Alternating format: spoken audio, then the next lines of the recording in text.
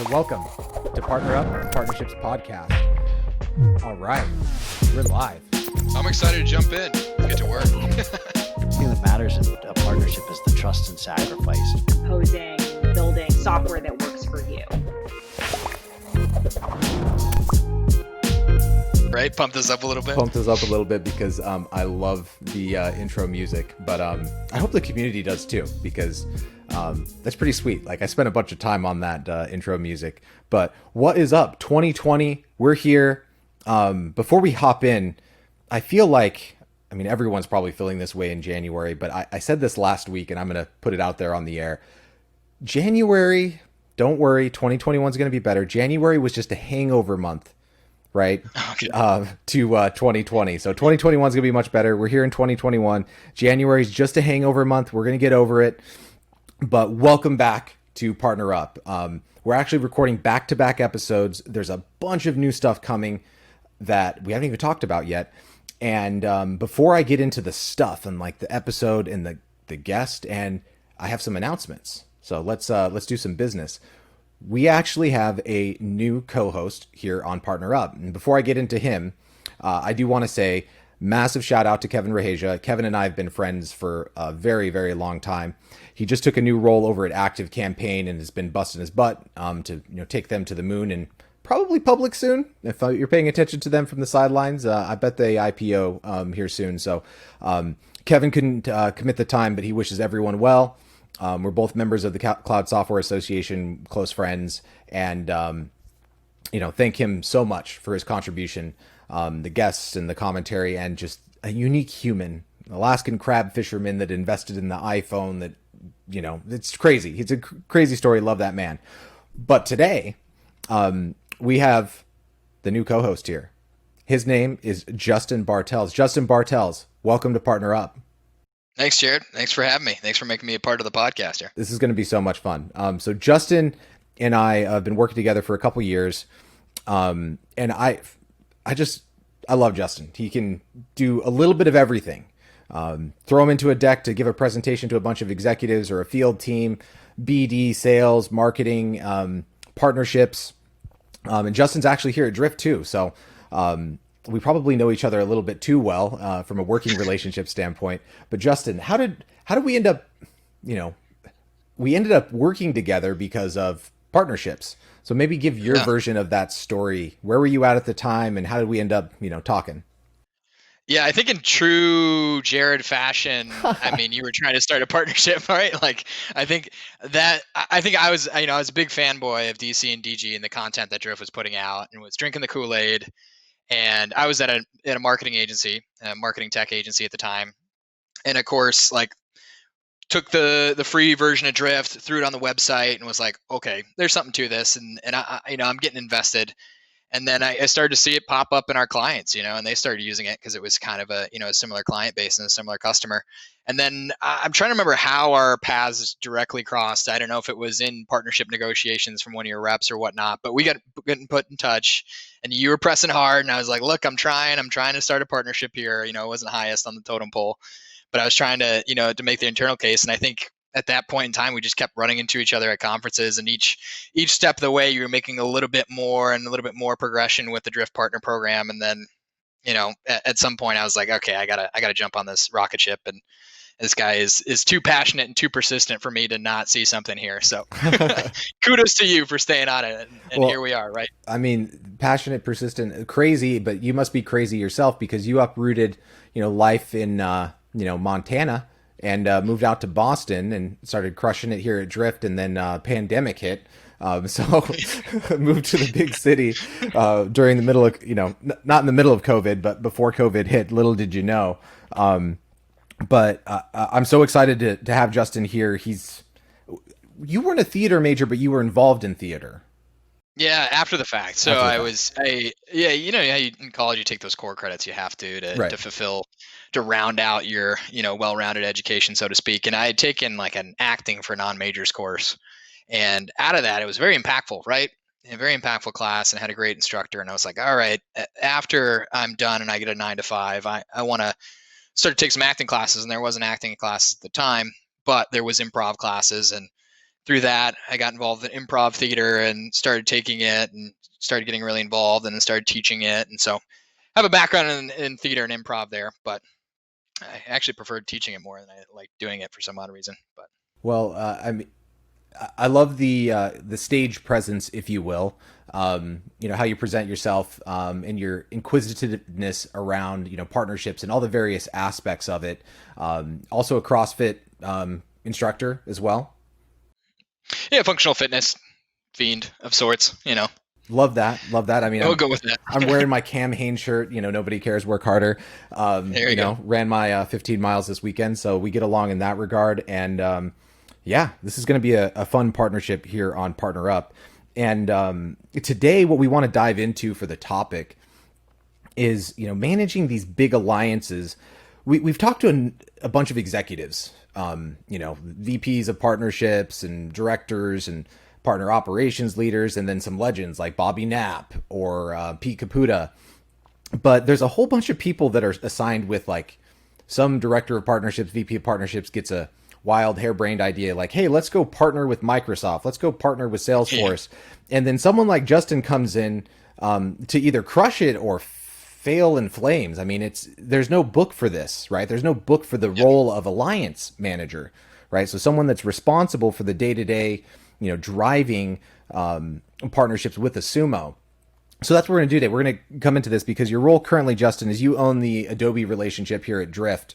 And, I think you've learned a ton, and I've learned a ton working with you around some of those frontline tips. So we'll kind of go into the alliance manager, tactical tips here. For sure. On how to do that. And, where should we start? I kind of feel like maybe I'll set the framework of, if you're going to sign a big deal with a sumo, with a Salesforce, a Microsoft, if you're on the infrastructure side, an Amazon or a Google or a Oracle or whoever, you got to start with kind of like the plan, the war plan, if you will.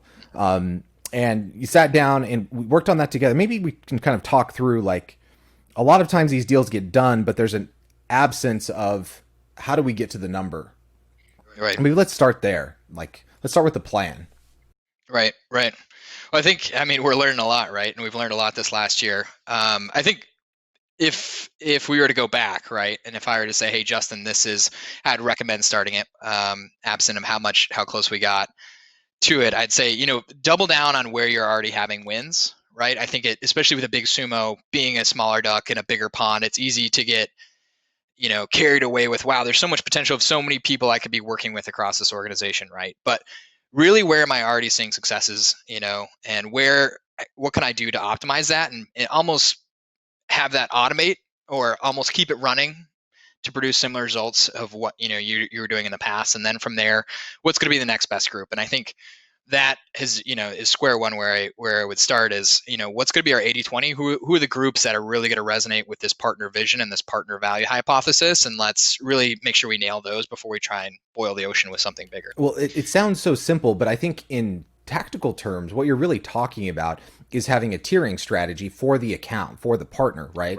So what that means is, like, you came up with a framework of, there's kind of 4 tiers of types of accounts based on firmographics, their tech profile, what kinds of technologies they were using, company size, geo.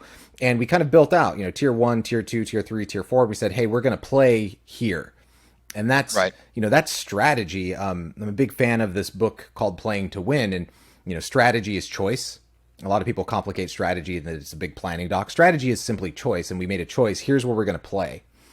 Right. So, like, where do you win? Where are you seeing success? We already had a successful integration, and we started with a tiering strategy.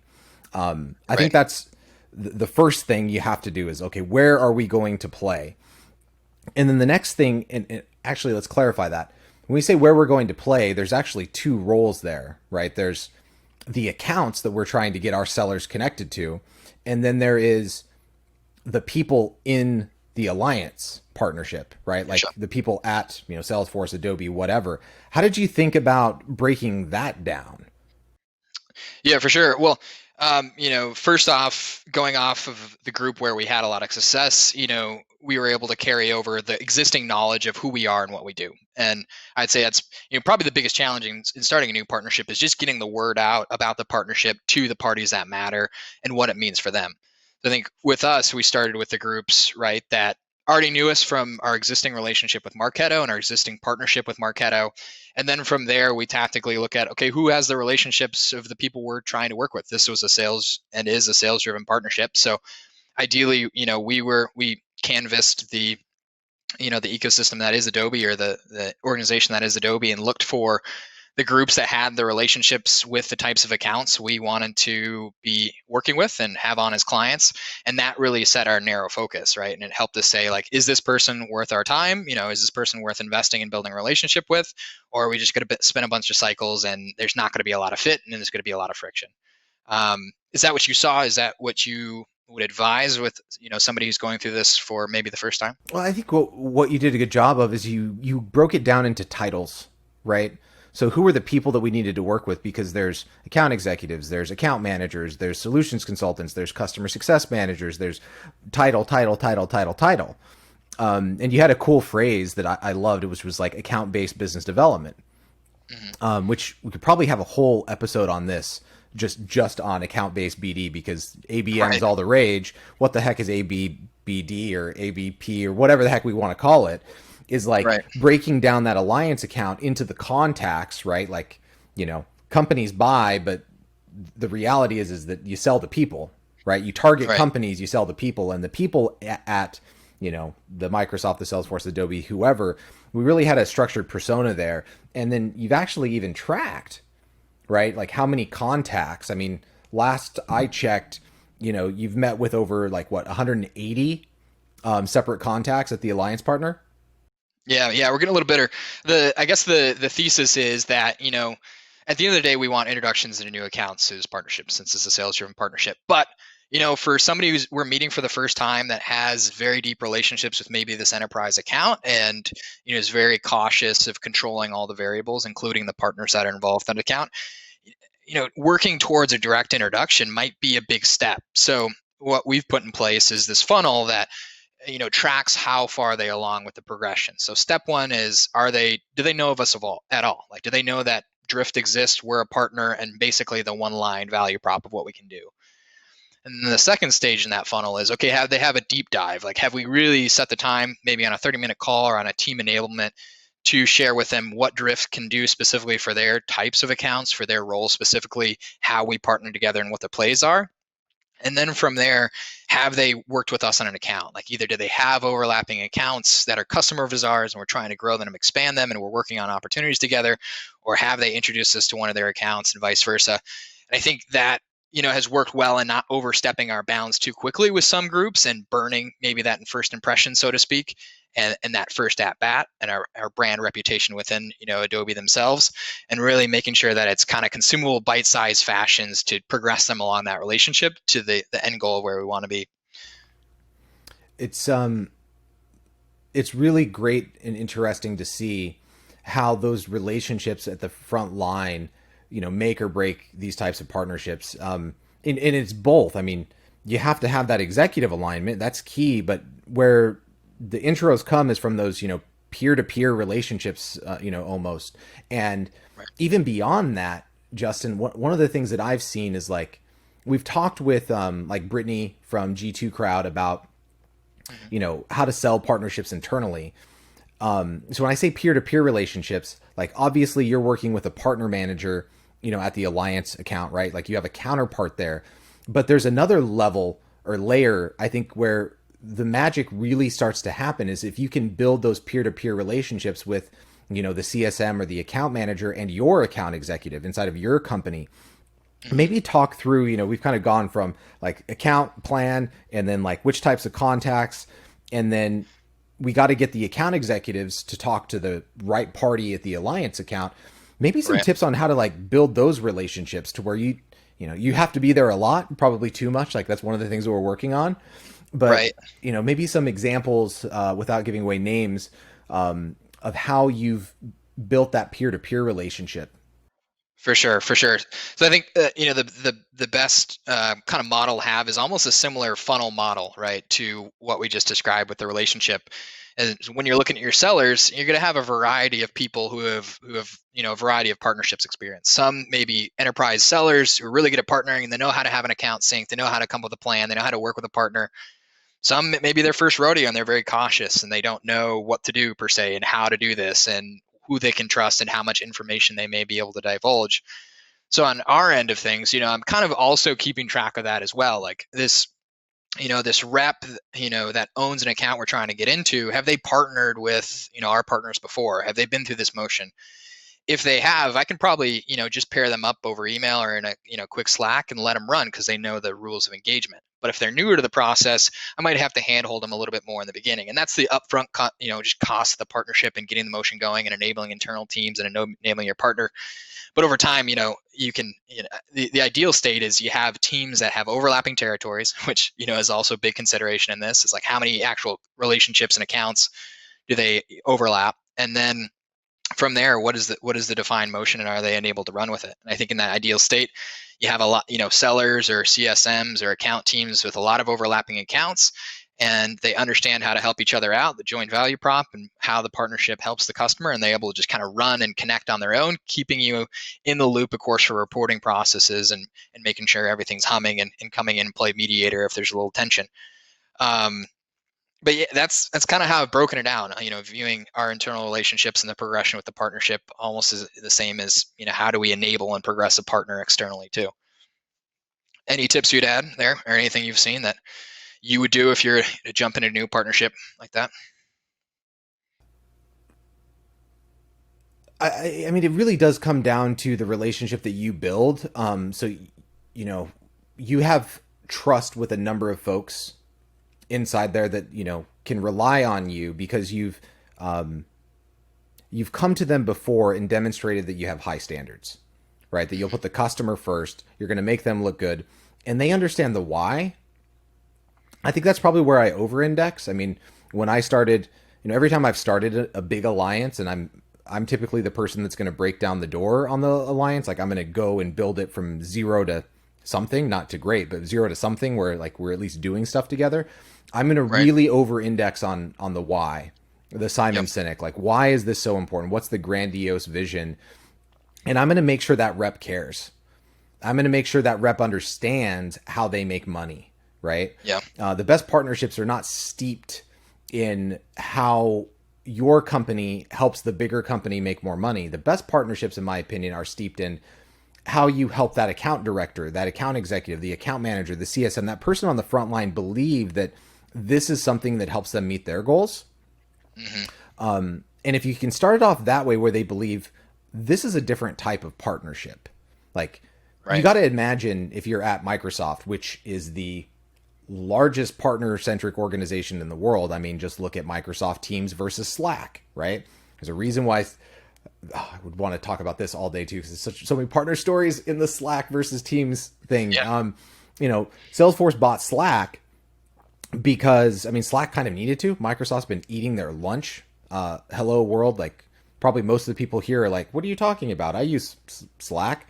Well, yeah, Microsoft has over 100 million weekly active users. Slack has like 12. Yeah. Why? Because Microsoft has the largest partner organization in the world, right? They were able to leverage distribution. But my point is that those people inside of Microsoft have, I mean, dozens, hundreds of partners vying for their, it's technically thousands of partners vying for their attention. So they kind of need to know at the very beginning that you better be bringing something different to the table. Right. I mean, you've heard me say this stuff, and I actually do it intentionally. It's like, oh, Jared's just being crazy. But I actually say to my partners, I am your number one partner. Like I put that Jedi mind trick in their brain. Like, we are your number one partner. We are a different type of partner, because I don't build alliances with companies where I'm number 2, number 3, number 4, number 20. Like I come in and I say this, to that extent, you have to pick the right one, which was, I think, episode 1 on how to pick the right sumo. And then I make sure the reps understand that, like, I know a bunch of people are vying for your time. Here's why we're the most important partner to you. Here's what's in it for you. And, we're going to be doing a lot of business together, a lot. Right. So pay attention. Let's go. And then, obviously pre-COVID, show up with swag, the drops, like go in the office, meet them all face to face. And then, getting their account list, right? I mean, it all comes back down to gaining the trust to get their account list from them. I mean, you can get some of that stuff from the partner org, but a lot of it, you got to go get yourself. And I mean, I remember going to Portland for Marketo, and there were reps that I sat down with, and like literally I was like, all right, so you love the story? They're like, yeah, this sounds great. I'm like, let's pull up Salesforce. And I actually had them pull up their account list in front of me, and we would write intros into those accounts. So that's where I over-index probably. Like I lead with that vision and that passion to get people excited and to care, because you got to stand out. I mean, they got it. Yeah. And I think it's worth a term that there's almost like the partnerships rule of 5, where every individual agent within an account team, whether it be a CSM or AE, really in their head, like we all store 5 partners that we're going to work with. In a tech company, it's probably 2 technology or 2 or 3 technology partners and 2 or 3, channel service partners that help me out. And, in these big ecosystems, it's easy to get just caught up being in, place number 15 and 16 because you're playing by the rules and you're playing like the same playbook everybody else is. But especially in those big ecosystems, I think you got to come in and come in swinging and say, really find the group where the incentives make sense and take that time to map it out as you're approaching the partnership of like, okay, I know this makes sense for the customer, but is this going to make sense for the CSM that was a relationship, or the solution consultants that's architecting this whole thing, or is it going to align with the incentives of the AE that's trying to grow the account? And then from there, really making sure like you get in with their top 5, get in that top 5 mental model of the partners they work with. There's this was really important in the beginning. I don't know if it's as important now, and we haven't actually talked about it on the pod. I think Michelle, who's also on our team, she presented this at the Cloud Software Association a couple years back at their annual conference. Can't wait till that's back and live in person. But she presented on like how to find your black swan moment. So it's like a Chris Voss thing. For those of you who aren't aware, Chris Voss, Never Split the Difference author, obviously required reading for people negotiating big BD deals. Much more so than even account executives, I promise. If you're in partnerships, you got to read this book. What he talks about is the black swan moment. And that's that moment where there's this independent truth that exists, but no parties realize until like it comes to light. Mm-hmm. And I think you have to find that black swan moment to make those, CSMs or AEs or whoever your target contact is at the partner really care. And the black swan moment for us was really when we figured out how our product and our partnership drove the individual contributors' key metric that they were paid on. Mm-hmm. Right? It was like, hey, the company is trying to do X with, core metric.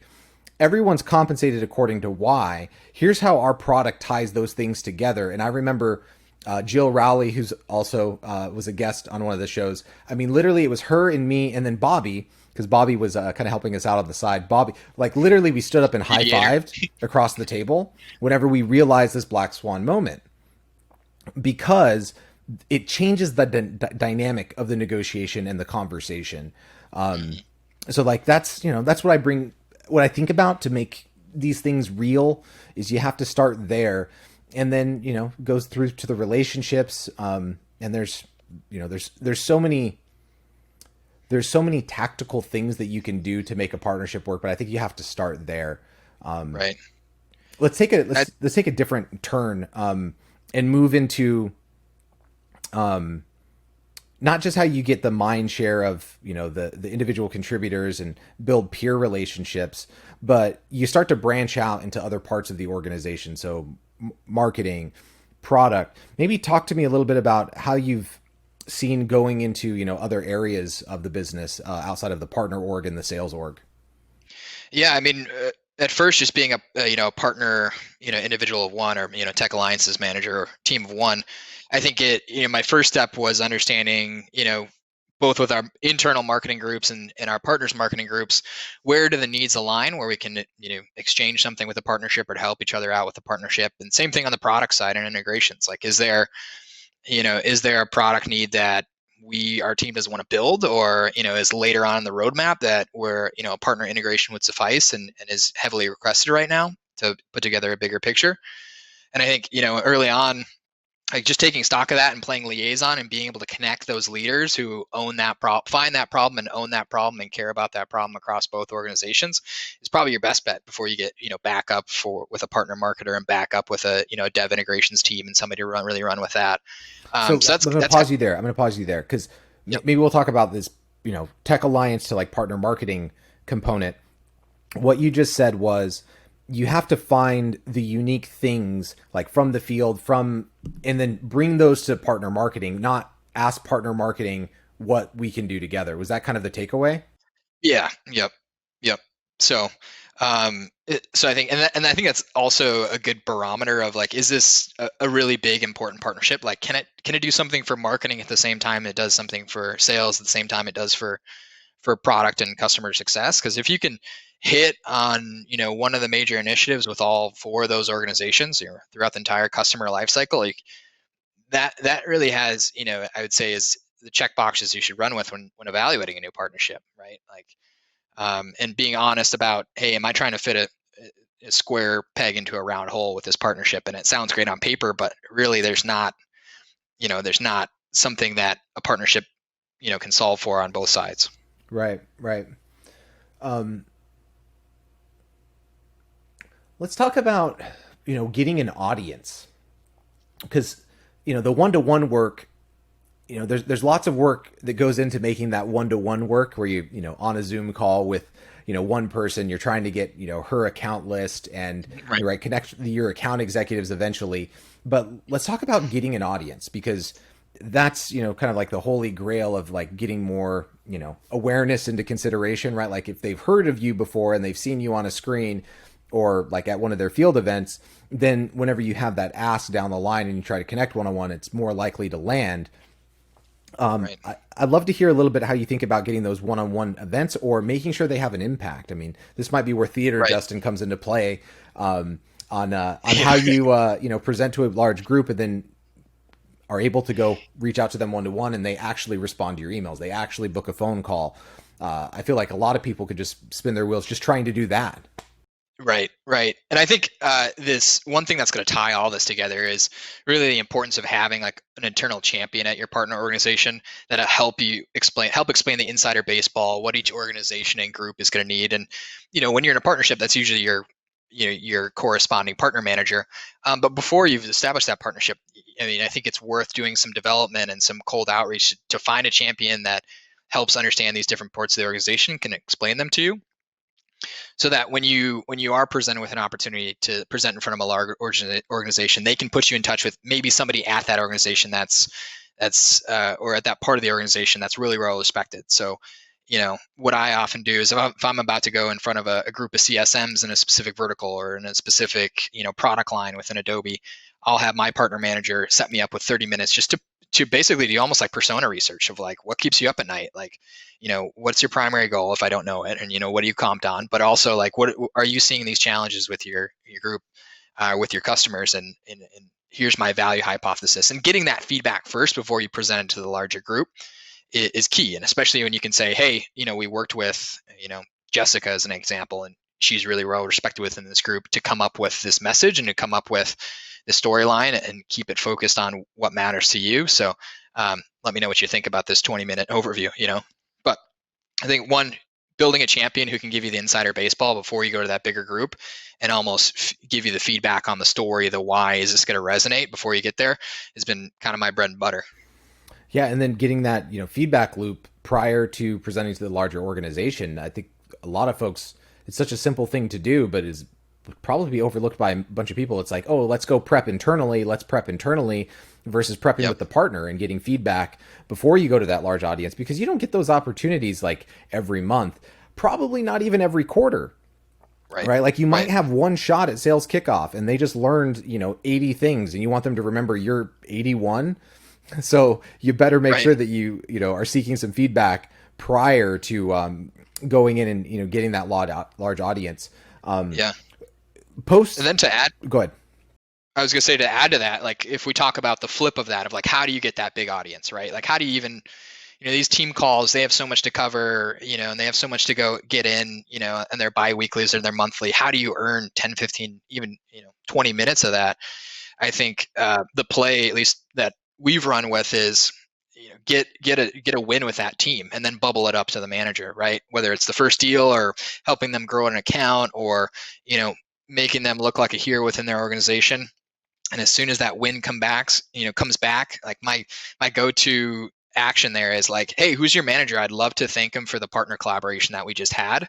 And that's your bridge into the higher part of the organization, where you can make the case of saying like, hey, we did this deal with Jessica. She looked like a hero. The customer's happy. We partnered really well on it. I want to run this play again. And she's been fantastic. Do you think it's worth the 15 minutes to talk about this with the rest of your team so we can replicate this across? And does that resonate with the initiatives you have? And you can kind of conduct your discovery there. But that's a play that has worked really well in bubbling up these enablement sessions when maybe your partner organization isn't developing them for you.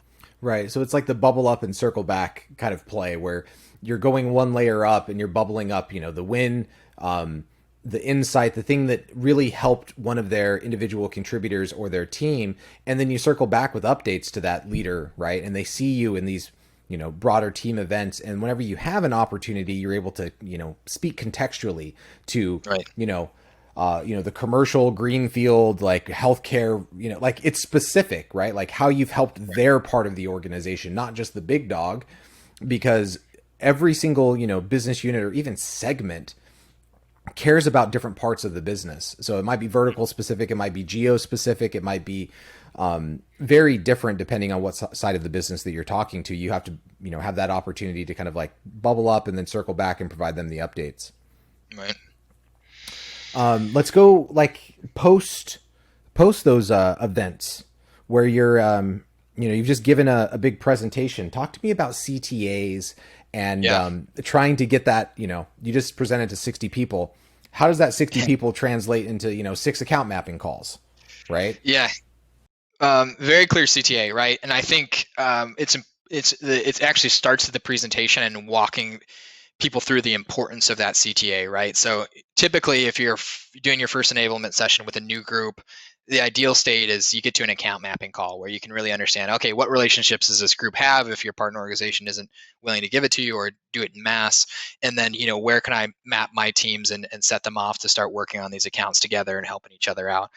And I think in the presentation, the why has to land, the value prop and the value hypothesis has to land as to why this is going to be a better together story, and then literally walking them through how easy that process is going to be, and starting with the CTA. So like saying like, here is how we got the deal with Jessica, right? We started with this account mapping where we're going to do X, Y, and Z, and I'll do all the prep up front. All you have to do is, make it easy for you. Just send me your list and, with these details.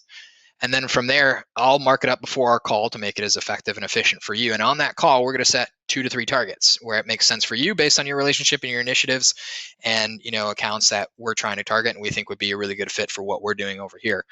And I think having that transparency and that, giving them the power to say like, look, obviously, out of all these relationships, not all of them are going to be great. And I don't want to try and boil the ocean. I don't want to try and be very invasive here. Let's really pick our 80-20. What are the accounts that are really going to matter with this? And then, what's the plan from there? So at CTA, if it's new, if you haven't done that account mapping, typically it's the account mapping coming out of the team enablement call. You can do it in mass to appeal to the manager and say like, hey, at management level, it's management up here, and I'll put you in touch with maybe my sales director that overlaps with that territory, and you can run with this motion between your reps. That's where you don't have to do as much work, and you can credit the results to the partnership. So that's the ultimate scale, but sometimes that doesn't always work with territories. I think what you just said was really important, and every frontline alliances manager or even channel manager needs to listen to this, because it's similar to a thought I've always had about sales, is that so few people really focus on what happens after they sign. So like if you're selling a deal, like what really happens after you sign? Like, yeah, you might sell an onboarding package, but like manage my expectations. You're selling me some stuff. In this case, an alliance opportunity. Here's how we're going to help your customers and we both win. So assume you have a good story. how do we actually work together? That's not summarized in one slide of like, email me at this email at.com with your hottest leads. Like, no one's going to do that. But what you've just said was, what you do is you use an example of how you worked with Jessica at the top of the funnel, the middle of the funnel, and then what the success was. And that's managing my expectations. Like, okay, here's how Justin worked with Jessica. Here's how I'm going to do it. So this, when he asked me to engage and start with A, I understand what B, C, D, and E are as well. And that's, you know, it's like that trust. It's like, you don't come in for an elective procedure with a doctor whenever you don't understand what happens like after, right? Like what's happening the next, 3, 4, 5, 6 weeks. It's not like, okay, I show up to the doctor's office and like what happens next? Like you got to know what's going on. And that's where the trust comes into play. So I think that's an awesome way of framing those big opportunities with being in front of a larger audience, manage their expectations and show them how you've worked with one of their counterparts throughout that process. Love it. Love it. Yeah. And I think if the group's small enough, right, it's a little bit different if it's 60 people, right? 60 people, you kind of got to do the follow up to everybody of here's the takeaways, here's the content, here's the clear CTA. I think the simpler and shorter you can make that follow up, the better. Classic email copywriting, the more potent you can be with that follow up off of an enablement session, the better. But if it's a smaller group, like, and it's your crowd, and these are people you really want to develop relationships with, it's worth a one-on-one follow-up and saying, hey, as opposed to having your partner manager send out all the notes afterwards saying like, hey, can I do individual follow-ups with all these people, and maybe using something like drift video to make it a little bit more personalized to really get their trust and put a face to the name, because sometimes it's hard to know who was paying attention during that session, who was checked out, handling a client fire. It's really hard to gauge in mass who all was there, unless they were necessarily asking direct questions and very, obviously very engaged with the session. So the smaller the group, sometimes it does make sense to even break it off into personalized follow-ups and make it, a little more engaging. Let's talk about the day-to-day, the day in the life versus the week in the life. It's Monday, and then it's Tuesday, and then it's Wednesday. And these opportunities, there's a lot of time in between these opportunities. Yeah. If let's assume Ryan just joined the call on PartnerUp and he's like, hey Justin, what would be your one tactical tip for me, like on a daily basis? Like what should I do as an alliances manager? Like what should be my one thing that I do every day, no matter what? For sure. I'll go through my flow of progression. And that's number one, starting with all of my opportunities that are in flight that partners are involved with. So having a very clean tagging structure and management structure is going to be massively important, especially if you're dealing with a lot of opportunities. Maybe you have a smaller ASV and you're working across a lot of account teams. That management has to be really dialed, and your organization has to be real dialed, or you're gonna lose out on a lot of potential partner wins. We've screwed that up. Like we've also screwed that up. Like we've changed process and like reporting structures. Like full transparency, we've screwed this up. But you can actually do it really hacky, like startup-y, like use things at your disposal, like tasks or events, activities, and even just if you don't have the full power or control of your sales ops function, you can even you started by putting stuff in the title of the activity. For sure. Yeah. You could do it in an Excel spreadsheet, right? Of like name of the opportunity and the next step date and the note. And that's my simple structure is what's the opportunity? What's the next step date? When should I take action on that opportunity based off the previous conversation or what's going on in the op? And then what's the next step? Like, and typing that out will save you a ton of time. Like when it's fresh, when you just had that meeting or that call or that email and what you're supposed to do next 2 weeks from now, putting that directly in the note or wherever you're keeping track of it in Salesforce and Excel spreadsheet is crucial, or else you're going to be thinking back and saying like, what was the nature of this deal? What's the relationship with this account? And the more you can get the AE to own that, the better. If you're just checking in on them and saying, hey, did you do that thing that you promised to the partner, and vice versa? That's great if they can own that process. So that's typically where I'll start, is with the opportunities that are in flight or the ones we're targeting right now, or the accounts we're trying to target right now. And then from there, each one of those accounts and those opportunities has a next step date, and it has a next step. And I'll start and I'll say, hey, I got to take care of these 10 activities on these opportunities today, and I got to update the notes in that. And that's just to make sure that I'm not all the upfront costs and the partner, in getting engaged in an opportunity is setting up the initial meeting, coming up with the plan, So if I've already done that work, it'd be stupid to let it mismanage down the pipe, and have that partner influence or that partner support not actually come to fruition. And I think it's also important to pair that with just kind of a bucket list, and work with your sales leadership on this, of like, what are the 10 things partners can do throughout the entire opportunity cycle to progress that opportunity. So if you don't have any relationship, first step, can they make an introduction, or can we do a joint session together or some event together to get them into conversations early on in the opportunity? Can we understand a little bit more account? Can we have an account sync with that partner to really understand the initiatives that they have going on, what they're doing with their partner, who are their players, and map out that account? Mid stage in the opportunity, can we get them to endorse and differentiate us from the competitive solutions they're also evaluating? And then towards the end of the deal, can they, help us navigate the buying cycle and procurement? Like, have they just been through a buying cycle and they know they can see around corners, and have us help us accurately navigate legal, procurement, and security? That's a play we can run there. So I think it's worth having that placard of the 10 plays, or the 10 ways the partner can help throughout the entire life cycle of the opportunity, as well as the customer. So that when you're running through that list of your opportunities and your accounts you're breaking into or you're working on today, you can say, this opportunity is mid stage. I know that the prospect has been a little cagey with their discovery, or with what we know about what's going on. Can we lean in the partner for a little bit more insight into their initiatives, what they're going through, who are the players are in that account? And that's the play today. And I've seen that work. What's really amazing is I've seen reps who were normally skeptical of partners. Here's the funny thing. Every organization is going to prioritize, sourced pipeline versus, what we might call influence pipeline, which is, an opportunity already existed, right? I think to some degree we understand, between you and me and the larger org, we understand that influence has value because we see win rates, be more than double, right? What they normally are. But reps normally, if they have an open opportunity, right? So they already have an op. You rarely see reps engage partner orgs, right? Whether it be on the service or the tech side, because it's like, I don't want another party screwing up my already complicated deal. But I've seen reps that really were anti-partner come around to leverage, our tech partnerships, even mid to late stage, because they're like, look, I have some blind spots around procurement that are really starting to scare me, right? Like my coach, my champion is not really like being forthcoming. Maybe it's because they have a bad relationship with procurement, right? Like these dynamics, Todd talks about it, like our CRO, he says, like, look, what you want to try and do is have the answers to the test before you take the test. So there's various stages of the sales process where it's kind of another test. Like if you show up to procurement and you don't know what that process is like, you might get slapped in the face. Like it can be rough. I mean, I've done procurement with Fortune 500 telecom companies, and that's about as bad as it gets, right? Like telecom, legal, like all of that stuff. And I wasted a ton of time and I'd screwed up a bunch of stuff, almost lost a big deal, lost one for sure.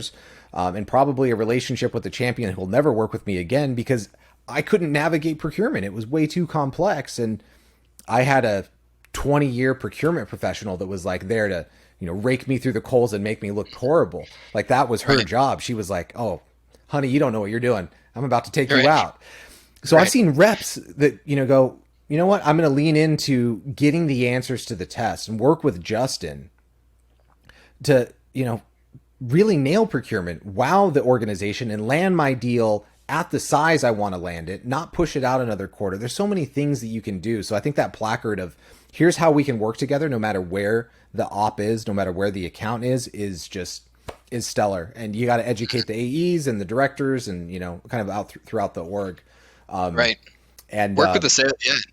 Sorry, I'll let you finish. No, that's I think there's like thousands of tactical things that we could talk to Justin about. And I'm actually super excited to unpack some of these. I think the cool thing about having, co-hosts is that you get different perspectives on the people that you're talking to. You get different types of questions, but then there's always those things that you can bring out of your experience and inject into a conversation with someone that might be, at a different stage of their career or at a different level of their career, where we can tie like ideas and like the big stuff down to here's how you actually get it done. And I think this is going to be a blast, Justin, to do that with you. Yeah.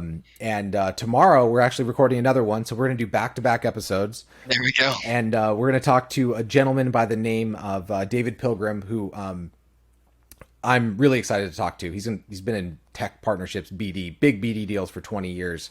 And Justin, you're going to be able to take him out of the clouds and turn it into actual, tangible, real advice. We'll keep him grounded. Yeah, we'll keep him grounded. Keep this crazy guy grounded. The everyday alliance manager.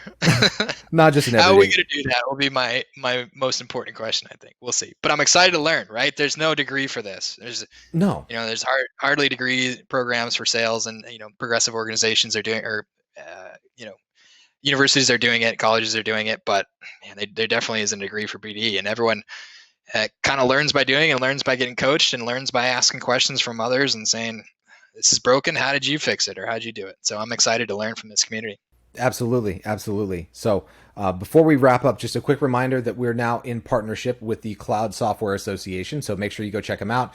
Google them, Cloud Software Association. Join the Slack group. There is amazing events, incredible content. We've had guests on here from the CSA. We will continue to have guests on here from the CSA. And not tomorrow's, but we're going to be announcing in the next week or so, depending on how schedules are, that this is actually going to be a live show. So PartnerUp's going to a live format where members of the Cloud Software Association will be able to watch it live. Justin and I are going to do like 30 to 45 minutes, depending on the vibe and how we're doing, of the standard podcast format.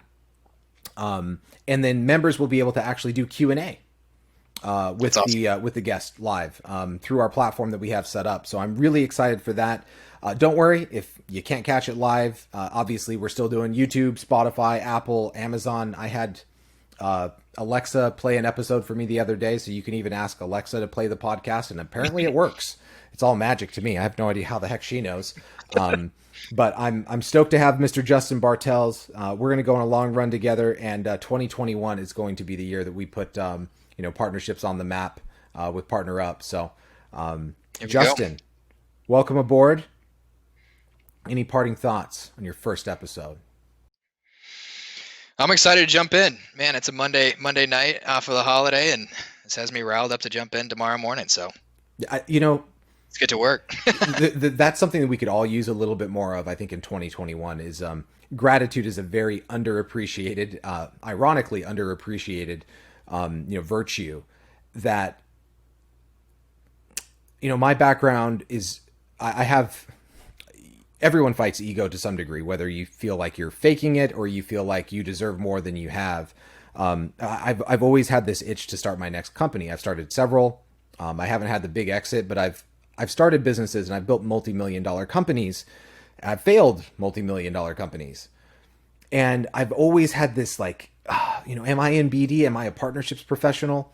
One thing that I can tell you is that by not feeling alone and participating in this podcast, and hearing from you and in the CSA and actually seeing the conversation of all of these people that are doing this profession has been incredibly humbling and has made me love this profession.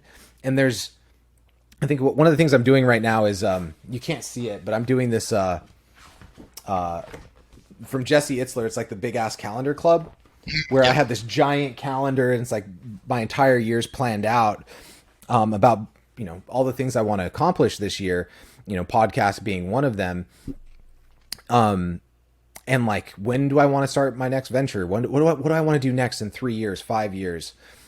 One thing that's very important for everyone to remember, no matter what you do next, is Justin, have you heard of the concept of a T-shaped marketer or a T-shaped entrepreneur? Yeah. Yep. That why for me became very, very clear whenever I became in this podcast, where it's sales, marketing, customer success, product, fundraising. There's all these things across the top vector, but you better have, a couple things where you have really deep experience.